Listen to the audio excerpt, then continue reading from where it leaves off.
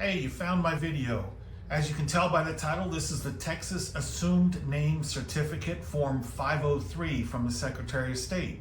You would use this form if you had an LLC or a corporation and you were going to operate under a different name. It is a required form in the state and the fee is $25 to file it. Let me show you how to do it.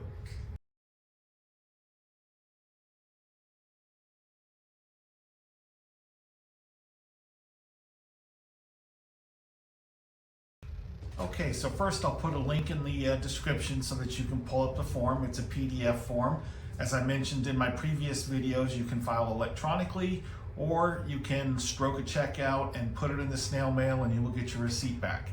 So if you hit my link, it is Form 503, Assumed Name Certificate. Very, very easy.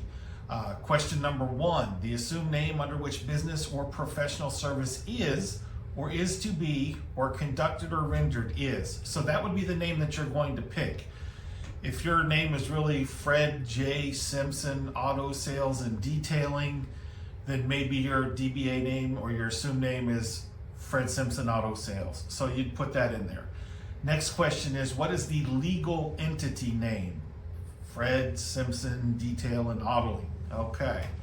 Question 3, the entity filing the assumed name is, and you're going to mark if you're a LLC or if you're a limited partnership or a nonprofit, you would check that appropriate box off.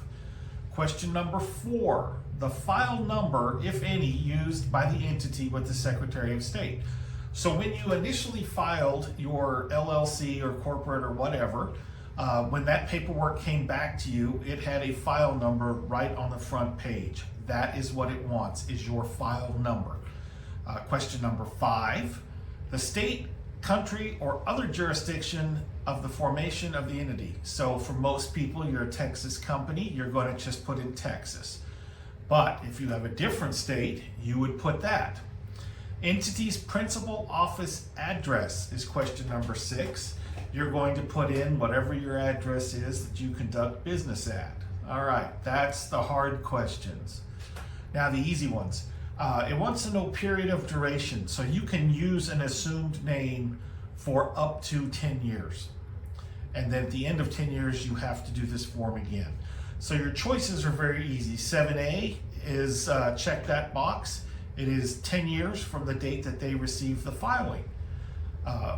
Section B, 7B, your choice is a set of days or years. And option C is until a specific date. So that's the first 7 questions right there. And you can probably get that typed in on this PDF or Word form just as quickly as I told it to you. Hey, thanks for watching my video. I wanted to take a second and ask you to give me a like and a subscribe. By nature, a lot of my videos are something where you go to them, just need some information, and then you're on your way. However, I got tons and tons of views, and only like 3% of the people that watch my videos are subscribed. So if you're looking for cars, I post my cars when we get them available on YouTube with a walk around video.